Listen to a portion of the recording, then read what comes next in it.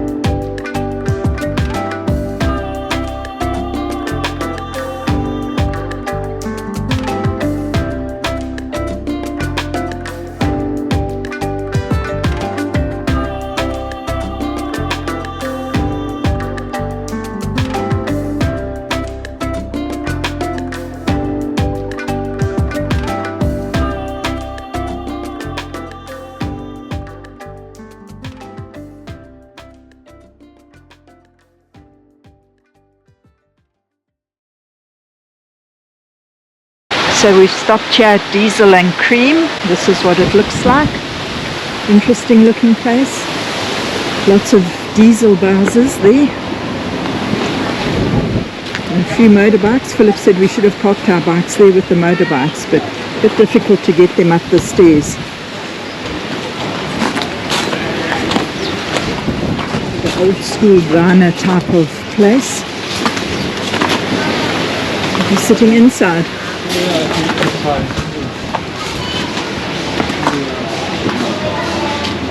Interesting place.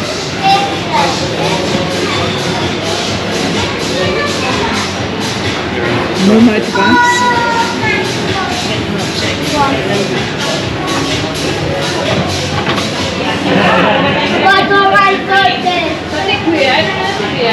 Oh my goodness. Later,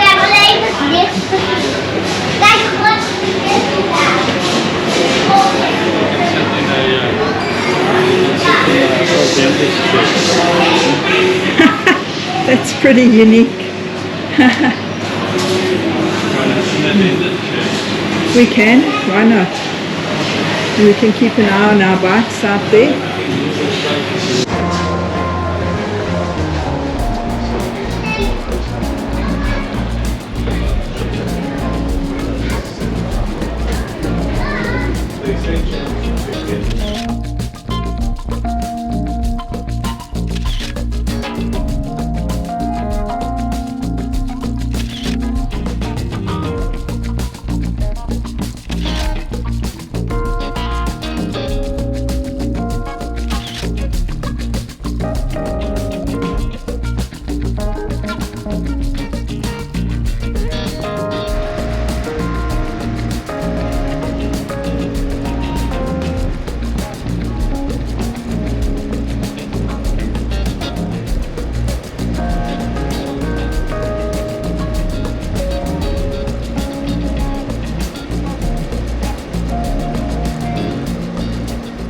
The name Tradouw means woman's path in the old Khoi language.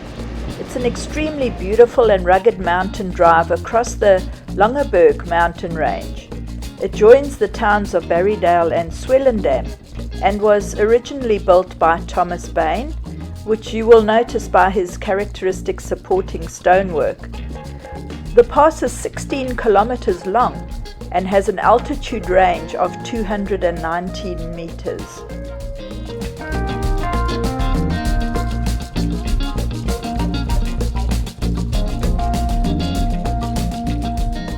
It was good to be able to view the footage of the Tradouw Pass after we had ridden it, because we'd actually not seen much of it.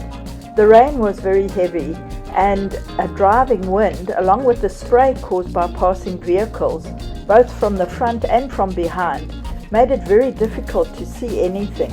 And it took all our concentration to focus on the road ahead as we slowly made our way down the pass. The GoPro actually saw much more of it than what we did with our misted up visors.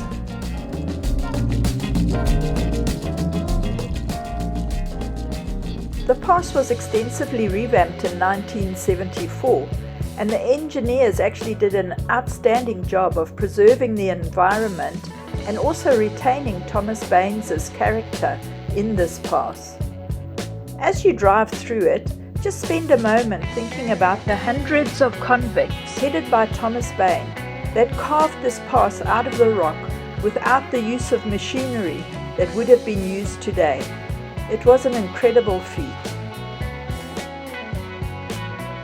A bit of history about this pass was that in 1858 the farmers requested a route be made across the mountains so they could transport their produce. But this only actually got started 11 years later in 1869 by Thomas Bain, along with all the convict labor that he was using. During the first year they worked hard and constructed over 4 kilometers of road through this rough terrain, and it included a lot of explosives and blasting. However, the following year the number of convicts working on the project was drastically reduced and the work really slowed down. Thomas Bain was transferred before the pass's completion, and the foreman who was left in charge completed it 4 years after it was started. It was opened on the 27th of October 1873 by the governor's wife, Lady Barclay.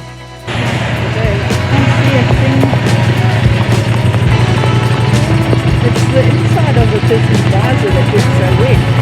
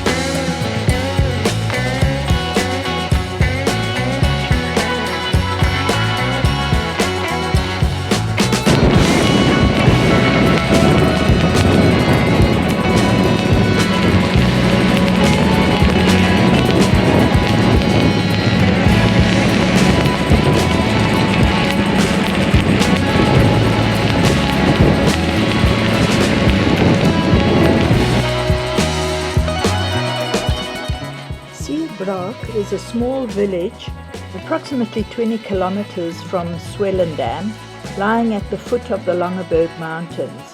We of course didn't see anything of the mountains with all the mist and rain. The town was developed around a mission statement which was founded at the site of an old Hottentot's kraal in 1812. However, building development only really took place from around 1828. They still make use of traditional farming methods here, like for instance using sheep to mow the lawns. Tradouw is a hiker and mountain biker's paradise, but apart from that there's not really much else to do in the village apart from looking at a few historical buildings. Life is slow-paced, with friendly locals and inviting eateries. The coloured community makes up 93% of the population, which at the 2011 census stood at 2,252 people.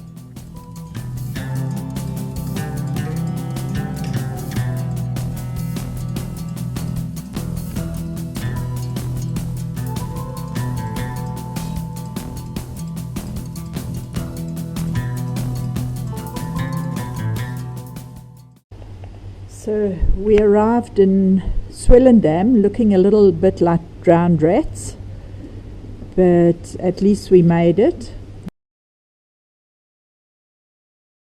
Somebody just going through the rubbish bin there, and we got here safely. Going down the Tradouw pass was not fun in this weather, because the problem is your visor mists up, so you actually can't see. This, I think, is bed number 32 or somewhere around there since we've been in South Africa.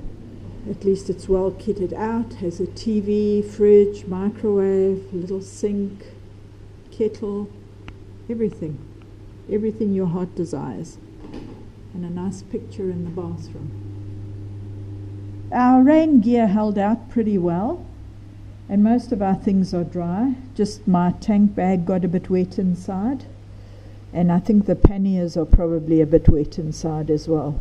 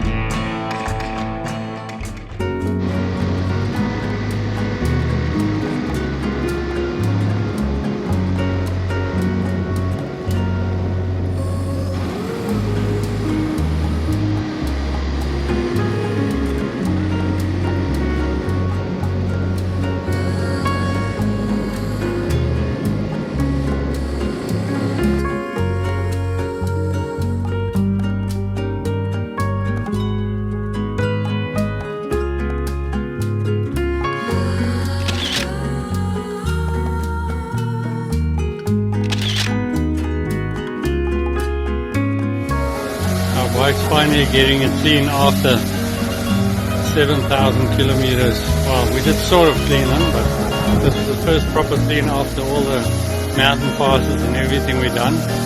Looks pretty nice now, but I think once it dries, we still got a lot of hand cleaning to do.